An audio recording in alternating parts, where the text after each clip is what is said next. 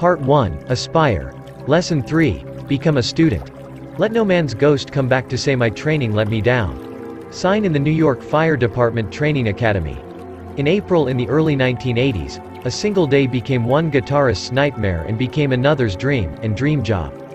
Without notice, members of the underground metal band Metallica assembled before a planned recording session in a decrepit warehouse in New York and informed their guitarist Dave Mustaine he was being thrown out of the group.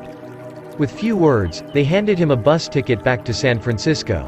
That same day, a decent young guitarist, Kirk Hammett, barely in his 20s and member of a band called Exodus, was given the job. Thrown right into a new life, he performed his first show with the band a few days later. One would assume that this was the moment Hammett had been waiting for his whole life. Indeed it was. Though only known in small circles at the time, Metallica was a band that seemed destined to go places. Their music had already begun to push the boundaries of the genre of thrash metal, and cult stardom had already begun. Within a few short years, it would be one of the biggest bands in the world, eventually selling more than 100 million albums. It was around this time that Kirk came to what must have been a humbling realization, that despite his years of playing and being invited to join Metallica, he wasn't as good as he'd like to be. At his home in San Francisco, he looked for a guitar teacher. In other words, despite joining his dream group and quite literally turning professional, Kirk insisted that he needed more instruction, that he was still a student. The teacher he sought out had a reputation for being a teacher's teacher, and for working with musical prodigies like Steve Vai. Joe Satriani, the man Hammett chose as his instructor, would himself go on to become known as one of the best guitar players of all time and sell more than 10 million records of his unique, virtuosic music. Teaching out of a small music shop in Berkeley, Satriani's playing style made him an unusual choice for Hammett. That was the point. Kirk wanted to learn what he didn't know, to firm up his understanding of the fundamentals so that he might continue exploring this new genre of music he now had a chance to pursue. Satriani makes it clear where Hammett was lacking. It wasn't talent, certainly. The main thing with Kirk was he was a really good guitar player when he walked in the door. He was already playing lead guitar. He was already shredding. He had a great right hand. He knew most of his chords, he just didn't learn how to play in an environment where he learned all the names and how to connect everything together. That didn't mean that their sessions were some sort of fun study group. In fact, Satriani explained that what separated Hammett from the others was his willingness to endure the type of instruction they wouldn't. He was a good student.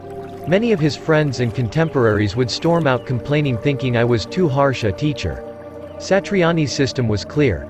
That there would be weekly lessons, that these lessons must be learned, and if they weren't, that Hammett was wasting everyone's time and needn't bother to come back.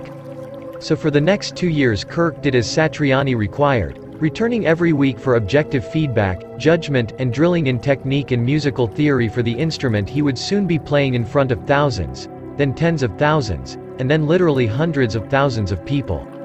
Even after that 2-year study period, he would bring to Satriani licks and riffs he'd been working on with the band, and learn to pare down the instinct for more, and hone his ability to do more with fewer notes, and to focus on feeling those notes and expressing them accordingly.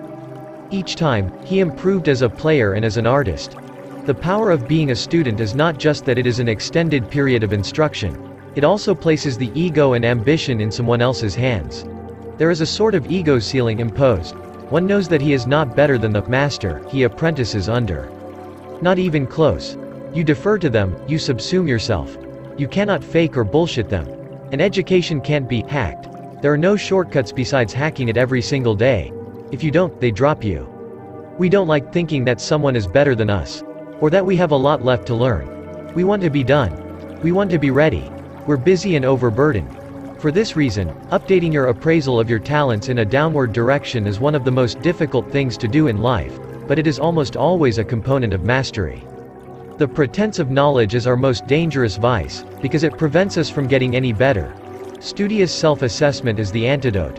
The result, no matter what your musical tastes happen to be, was that Hammett became one of the great metal guitarists in the world, taking thrash metal from an underground movement into a thriving global musical genre. Not only that, but from those lessons, Satriani honed his own technique and became much better himself. Both the student and the teacher would go on to fill stadiums and remake the musical landscape. The mixed martial arts pioneer and multi-title champion Frank Shamrock has a system he trains fighters in that he calls plus, minus, and equal. Each fighter, to become great, he said, needs to have someone better that they can learn from, someone lesser who they can teach, and someone equal that they can challenge themselves against. The purpose of Shamrock's formula is simple: to get real and continuous feedback about what they know and what they don't know from every angle. It purges out the ego that puffs us up, the fear that makes us doubt ourselves, and any laziness that might make us want to coast. As Shamrock observed, false ideas about yourself destroy you. For me, I always stay a student. That's what martial arts are about, and you have to use that humility as a tool. You put yourself beneath someone you trust.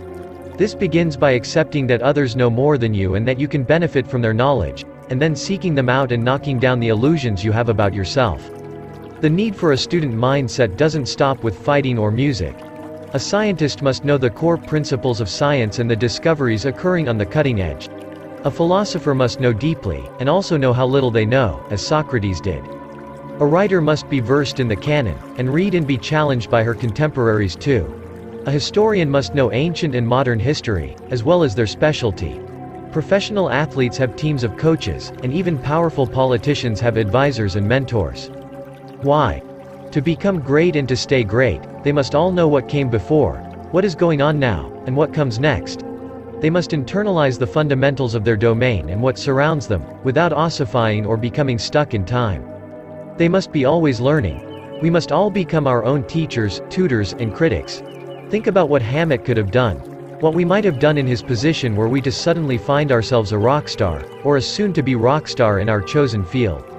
The temptation is to think, I've made it. I've arrived. They tossed the other guy because he's not as good as I am. They chose me because I have what it takes. Had he done that, we'd probably have never heard of him or the band.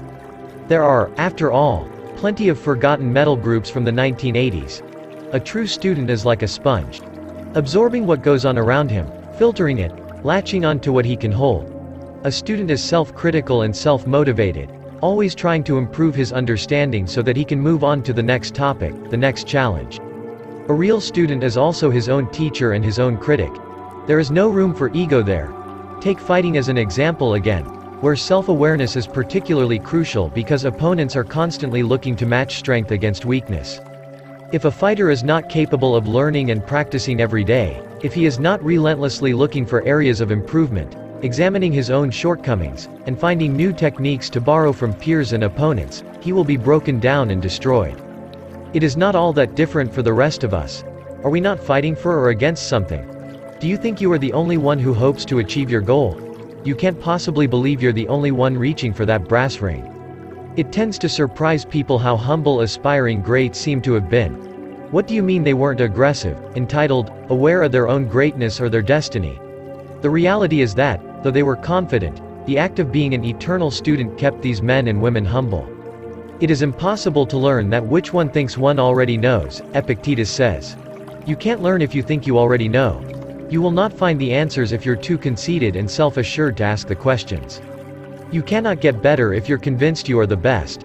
The art of taking feedback is such a crucial skill in life, particularly harsh and critical feedback. We not only need to take this harsh feedback, but actively solicit it, labor to seek out the negative precisely when our friends and family and brain are telling us that we're doing great. The ego avoids such feedback at all costs, however. Who wants to remand themselves to remedial training? It thinks it already knows how and who we are. That is, it thinks we are spectacular, perfect, genius, truly innovative. It dislikes reality and prefers its own assessment. Ego doesn't allow for proper incubation either. To become what we ultimately hope to become often takes long periods of obscurity, of sitting and wrestling with some topic or paradox. Humility is what keeps us there, concerned that we don't know enough and that we must continue to study. Ego rushes to the end, rationalizes that patience is for losers, wrongly seeing it as a weakness, and assumes that we're good enough to give our talents a go in the world. As we sit down to proof our work, as we make our first elevator pitch, prepare to open our first shop, as we stare out into the dress rehearsal audience, ego is the enemy, giving us wicked feedback, disconnected from reality. It's defensive, precisely when we cannot afford to be defensive. It blocks us from improving by telling us that we don't need to improve. Then we wonder why we don't get the results we want. why others are better and why their success is more lasting. Today, books are cheaper than ever. Courses are free. Access to teachers is no longer a barrier. Technology has done away with that. There is no excuse for not getting your education, and because the information we have before us is so vast, there is no excuse for ever ending that process either. Our teachers in life are not only those we pay, as Hammett paid Satriani, nor are they necessarily part of some training dojo, like it is for Shamrock. Many of the best teachers are free. They volunteer because, like you, they once were young and had the same goals you do. Many don't even know they are teaching. They are simply exemplars, or even historical figures whose lessons survive in books and essays. But ego makes us so hard-headed and hostile to feedback that it drives them away or puts them beyond our reach.